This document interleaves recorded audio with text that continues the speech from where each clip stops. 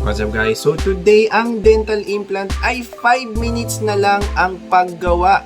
Kasama na doon ang anesthesia. So if you guys want to find out how we did it, stay tuned.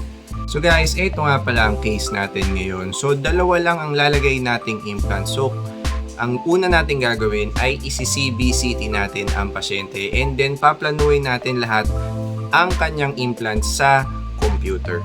Ngayon, after natin maplano, iti-3D print natin ang ating surgical guide and then diretso na tayo sa surgery.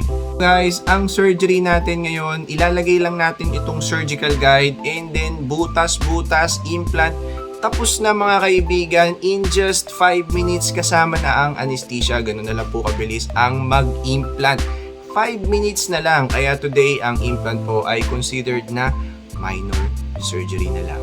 Guys, eto na ang case ni Sir. So kung titingnan nyo, dalawang implant natapos namin in just 10 to 15 minutes. And kung paano natin nilagay sa computer, ganun din pumasok sa kanyang bibig.